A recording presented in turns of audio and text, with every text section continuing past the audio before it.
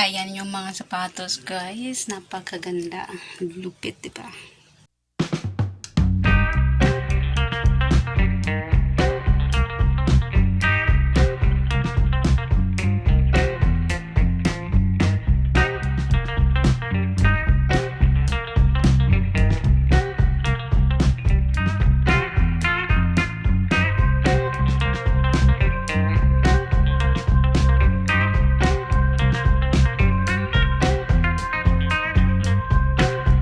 Hey guys, so welcome back to my YouTube channel. So today's video is mag-unboxing po tayo from Shein, yung mga anak-anak ko na mga in-order. So dumating na silang lahat. Hindi naman sila sabay-sabay dumating, pero ito, naipon na sila. So ngayon ko na i-unboxing at ipapakita ko sa iyo kung gaano ka-worth it yung pera ko at hindi sayang. So watch out till then, guys. So maraming salamat sa mga nag-clickbait ng aking video kahit papaano. Kumikita ng sense. Pero maraming salamat. So, kaya simulan na po natin ang ating pag-unboxing sa ating mga anik-anik. So, sabi nga, syempre, pag mag-buy tayo through online shop, syempre, hindi natin in-expect kung maganda yung quality niya o hindi. Like sa clothes, hindi natin masabi kung makapal to o manipis. Wala namang problema kahit manipis siya, kaya mo pa rin siya suotin sa pambahay. Pero yung sapatos and bag, pag punit, may damage na lahat ng item, is sayang. At saka mahirap din po ibalik. Diba? Mahirap din kasi ibalik yung mga item na in-order mo sa shop online. Kasi marami din gagastos ka rin, tapos babalik mo din, tapos matagal din babalik sa'yo. Kaya, think before you click, charis. Siyempre, kailangan mo sa pagbili ng mga online shop, kailangan mo tingnan yung mga review. Doon ka doon ka titingin sa mga review, kasi sa review kasi doon mo makita kung legit ba yung store na yon, kung maganda ba yung mga quality ng mga mga item niya, mga stuff doon. So kaya simulan na po natin ang ating unboxing ng mga anik ko. Kaya ito na, guys. So watch out till the end, guys, at maraming salamat po sa inyo lahat, and please watch till the end at pakikita niyo kung gaano kaganda lahat ng item. Mapapawaw kayo tulad ko. Sharing lang kasi. So ayan na nga, guys, simulan na po natin ang ating pag-unboxing. Papakita ko sa inyo yung mga pinabili kong sapatos, bag, and mga anik-anik. Tingnan tulad ng aking hikaw, nakita niyo ba? So big.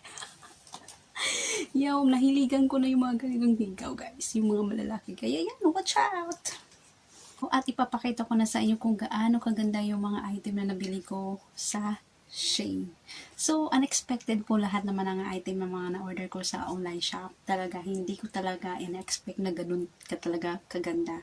At yung quality niya, as in, unexpected. Worth it po yung pera ko na worth of hindi ko na sasabihin kung magkano. Kasi malaki sa Pinas. Oo. Sabi nga nila, bawal i-compare yung currency dito sa Pilipinas. Kasi talaga, malaki. Kasi ang 1 Singapore dollar po is 40 na po ngayon. 40.5. So, malaki. Sabihin natin, ang $10 umabot po ng 400. Diba? Malaki na yun. Kaya, di ko na sasabihin kung how much po lahat yan. Kasi, headaches, alat.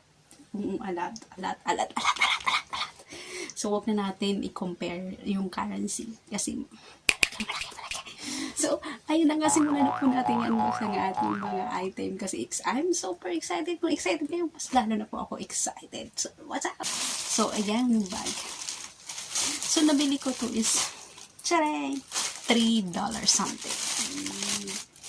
Worth it yung $3. Charay! So, one compartment. Ang may lalagay po dito, isang foundation, isang lipstick, cellphone, and pouch. Yung maliit lang yung parang lagay ng pera. Yung coins pouch. Kasya na po dito. And then, shoulder bag din po to.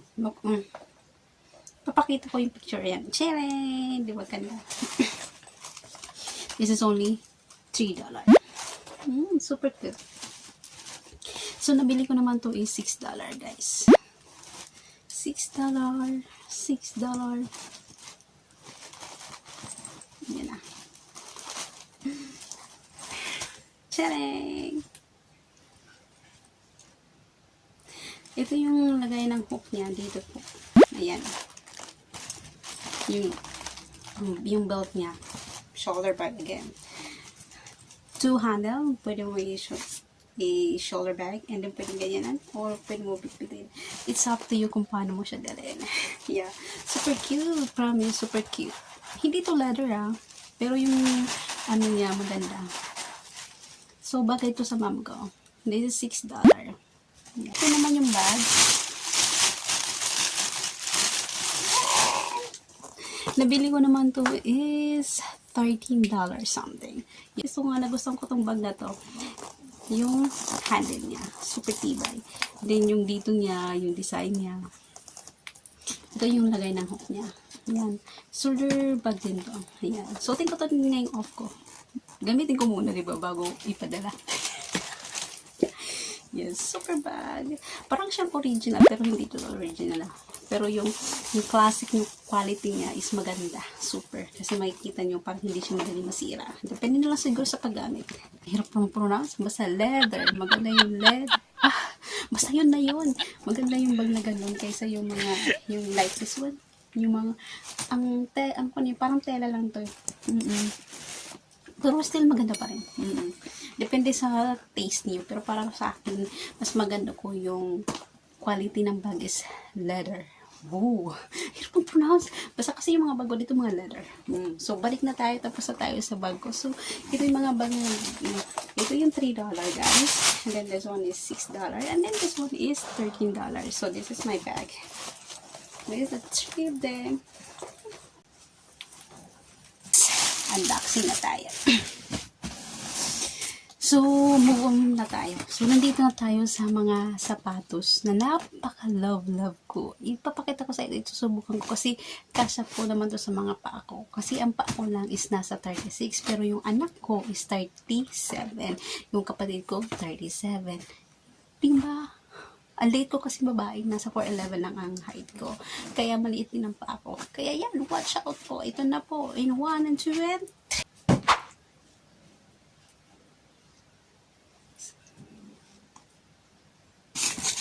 Ang lalaki to hindi to pang babae. So, ayan na siya. So, dyan lang muna yan. And then next, yung pinaka-love ko, yung boots. Kasi nag-order din ako ng boots sa Lazada. As in, nice. 2 boots, saka Jordan sneakers. Maganda din sa Lazada. Nilagay ko yung link sa baba, yung saan ako nag-order ng Lazada sa Pilipinas. Ang ganda. Worth it siya bumili kasi mura lang po siya. Nasa 300 plus lang ang boots na nabili ko, pero napakaganda. Legit. Ilagay ko sa comment section or sa description yung link if you want to buy. If you want to order, kasi mura lang 300 plus lang. So, ito naman. Huwag nyo na kasi tanongin kung magkano to sa dollar, ha? Kasi magugulat lang kayo sa presyo. Ayan. Kasya lang to sa akin. Sinuot ko na to. Kaso ang size nito is 33. Ang paa ko is 36. Hindi kasya. Pero pretty sure na magugustuhan niya. Is 5 years old. Mahaba na rin ang tiil. Ang tiil ang paa. Super duper cute. Yes. In-order ko to lahat sa Shein. Unexpected na ganito talaga kaganda yung mga nabili ko at napili kong shoes. Boots. Yan yung shoes.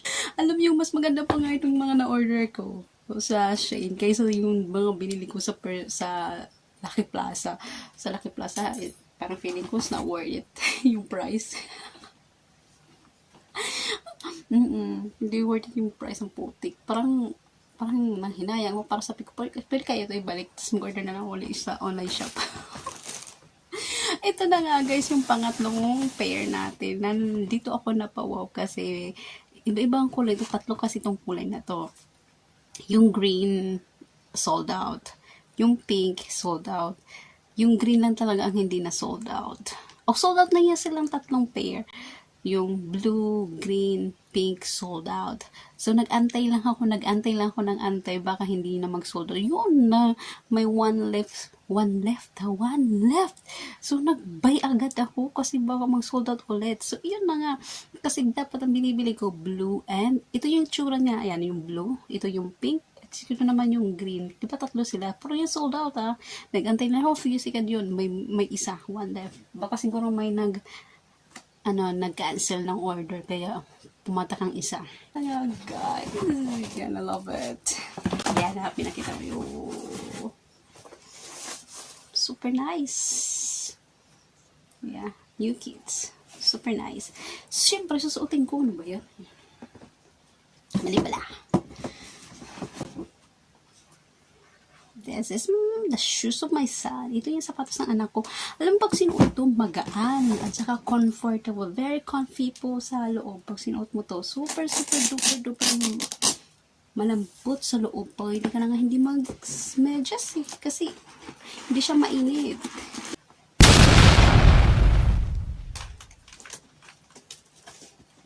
Mm, 37 po ang size nitong sapatos na to.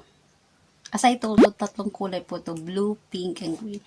Pero, ito lang ang hindi na sold. May one left sold out. So, kinab ko na. Kasi maganda. Kasi mahilig yung ano kong mahilig siya daw sa mga high cut. Mga high cut na ganitong sapatos. Kasi kaya napabili siya sa Lazada ng high cut na Jordan sneaker. Hindi siya parang ayaw niya yung mga ganito. Yet type. Gusto niya yung mga ganitong style. Ako din, gusto ko yung mga ganito. So, I have 3 pair. As you can see, I have this. But if I lay down and I play dead and I stay dead, maybe you'll get sick of being the monster out of my head, under my bed. Think you're something out of my nightmare. So, yun lang guys, ang ating mga unboxing sa ating mga anik-anik na in-order ko from Shein. So, sabi ko nga kanina, pag once na mag-order kayo sa Shein or any shop online, like Lazada, Shopee, kailangan nyo po tingnan mabuti yung mga review at syempre yung sold out. Kung madami na nag-order, maganda yun. Pero yung walang order o zero order o one, parang hanap tayo ng ibang store. Mas maganda kasi maganda yung review nila. Doon mas masasabi mo good quality and good store. So, yun lang ang mapapayo ko para hindi tayo maboke at syempre hindi tayo ma-scam. Kasi nowadays, they have a lot of scammer kahit saan naman, di ba? Pero, this all stuff, papadala ko to sa Pilipinas. So, mayroon na po ako dito 2 boxes. Yeah, I have already 2 boxes. And then, papunta ko sa Lazada, siguro kuha na ako ng box na jumbo. Kasi, marami. Ang kakain kasi to ng space sa box, yung mga sapatos. I have tatay ko, kapatid ko. I have brother 4. Tatay ko, 5 na. Pamangkin ko, 4. Diba? Plus anak ko, 10. See? I have 10 pair. Plus yung mga sapatos ko dito, na 2. Kasi ang sapatos ko is 3. So, ipapadala ko yung 2 kong sapatos. Kasi aning ko yung mga sapatos na yan, diba? Well, papadala ko. So, 12 pair. So, kakain po yan ng space sa aking balikbayan box. So, kailangan malaki jumbo. Tapos, yung mga goods, bibili pa ako. I-shampoo, conditioner, ang lalaki nun. So, kakain ulit ng space. Diba? Yung mga clothes naman, yung mga damit-damit ko lang na hindi ko sinusot, yung ipapadala ko. Namili din ako ng mga damit. Mga ano lang, siguro mga panlakad, ganun. So, yun nga, hanggang dito na lang guys, yun lang yung masasabi ko. So, maraming salamat po sa panonood nyo, and please watch till then and like and subscribe po sa aking YouTube channel. So, please mga madam, kasi kailangan ko ng extra income kasi wala na akong pera. Yung bahay ko na stuck on you kasi dami kong mga obligasyon sa buhay. Oo, na-stress ako. Mukha pa ako na-stress. Stress talaga ako. Mukha akong stress. Kaya yan, maraming salamat. And, again, please like and subscribe and don't forget to hit the bell button na guys. So, pasensya na kung boring kasi mahirap kasi magda-da-da-da-da-da ng malakas dito kasi yung amo ko malapit lang siya. Diyan lang yan. Malapit lang yung room niya kaya mahirap po magsalita ng malakas. So, ayan na. So, bye mga madam.